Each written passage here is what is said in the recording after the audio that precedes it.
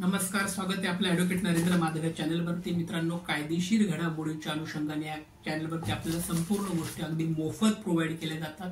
मोफत तुमच्याकडे सगळ्या गोष्टी सांगण्यात येतात. उद्देश एवढा आहे की लोकांची फसगत होऊ नये, सर्वसामान्य जनतांना कायद्याची जाणीव जागृती व्हावी.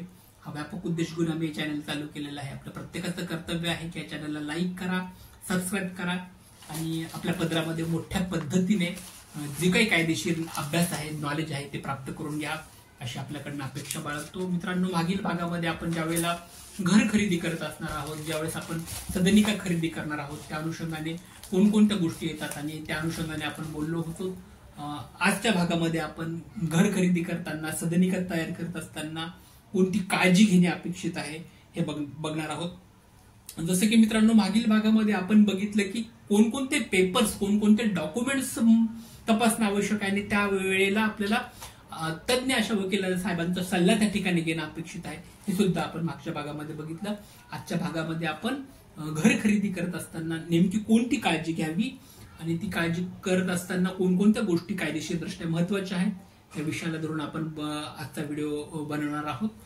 तर नवीन ज्यावेळेस आपल्याला फ्लॅट घ्यायचा आहे, नवीन आपल्याला ज्यावेळेस सदनिका घ्यायची आहे, त्यावेळेस आपल्याला एखादा ठेकेदार असेल किंवा एखादा विकासक असेल, त्या विकासकाकडून, बिल्डर डेव्हलपरकडून आपल्याला खरेदी करायची असेल तर त्यावेळेस खरेदी करत असताना सगळ्यात महत्वाची गोष्ट या ठिकाणी लक्षात ठेवली पाहिजे की कोणतेही सदनिका खरेदी करते वेळेस महाराष्ट्र ओनरशिप फ्लॅट ऍक्ट जो आहे, महाराष्ट्र ओनरशिप फ्लॅट ऍक्ट ज्याला मोफा असं म्हणतो, तर मोफा कायदा हा लागू होतो. प्रत्येक घर खरेदी करत असताना मोफा कायद्याच्या अनुषंगानेच, म्हणजे मी फक्त सदनिकेच्या अनुषंगानेच बोलतो. हा महाराष्ट्र ओनरशिप फ्लॅट आहे. ज्यावेळेस आपल्याला एखादा फ्लॅटच खरेदी करत असेल तर फ्लॅट खरेदी करत असताना Maharashtra ownership flat act MOFA कायदा हा तुम्हाला त्या ठिकाणी लागू झालेला आपल्याला त्या ठिकाणी बघायला मिळतो.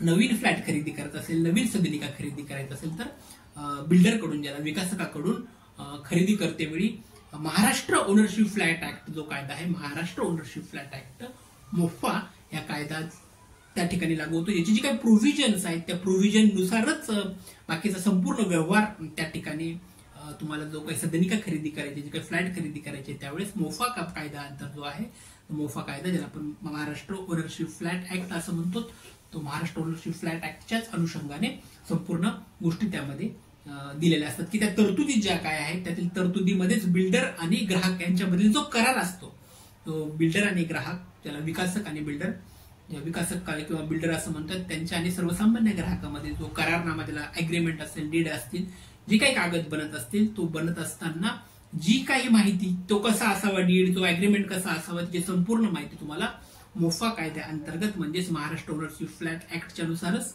दिलेले असते आणि त्या अनुषंगानेच तुमची कागदपत्र असावेत असं खरेदी करताना ते बघणं अत्यंत महत्वाचं आहे. त्याचबरोबर मित्रांनो, अत्यंत महत्वाची भाग या ठिकाणी आपण बोलणार आहोत की ज्यावेळेस आपल्याला एखादी सदनिका, एखादी फ्लॅट खरेदी करायचं आहे तर ती खरेदी करत असताना त्याची रक्कम जी आहे ती चटाई निर्देशांक म्हणजेच कॉर्पेट एरियावर अवलंबून असते.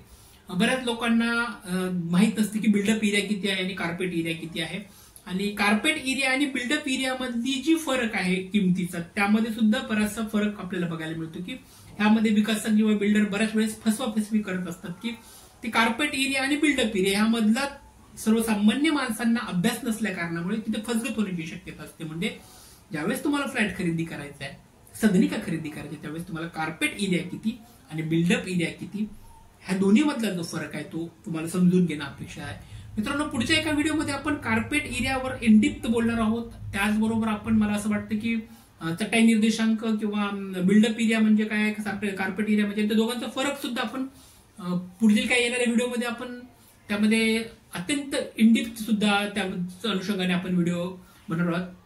तत्पूर्वी आजचा व्हिडिओ जर आपण बघितला तर आजच्या व्हिडिओमध्ये कार्पेट जो एरिया आहे, जो कार्पेट एरियावरच तुमची जी सदनिका तुम्ही घेणार असतात त्या सदनिकेची किंमत अवलंबून असते आणि त्यानुसारच कायद्यात तशी सदनिकाचे मूल्य जे निश्चित केलेलं असते, त्याला आपण किंमत म्हणतो, ती मूल्य कार्पेट एरियावर डिपेंड असते, ना की बिल्डअप एरियावर. हे सुद्धा या ठिकाणी लक्षात घेणं आवश्यक आहे. खरेदीदार या गोष्टीकडे दुर्लक्ष करतात आणि त्याचा फायदा मोठ्या प्रमाणावर जो बिल्डर लॉबी आहे, बिल्डर लॉबीला होतो. बिल्डर लॉबी यामध्ये मोठ्या पद्धतीने सर्वसामान्य माणसाची कुठेतरी फसवणूक करण्याची शक्यता या ठिकाणी निर्माण होऊ शकते. म्हणून सर्वसामान्य लोकांना जर आपलं पहिलं घर खरेदी करायचं असेल तर सदनिका खरेदी करायचं असेल तर मुंबई, पुणे, नाशिक, संभाजीनगर ह्यासारख्या मोठ्या शहरामध्ये आपल्याला ती सदनिका खरेदी करायची असेल तर आपल्याला नक्कीच ह्या सगळ्या गोष्टी अभ्यासाव्या लागेल. मित्रांनो, पुढील भागामध्ये आपण घर खरेदी करत असताना कोणकोणत्या अजून आवश्यक असणाऱ्या गोष्टी आहेत त्या अनुषंगाने बोलणार आहोत. आज या ठिकाणी थांबू. Thank you so much.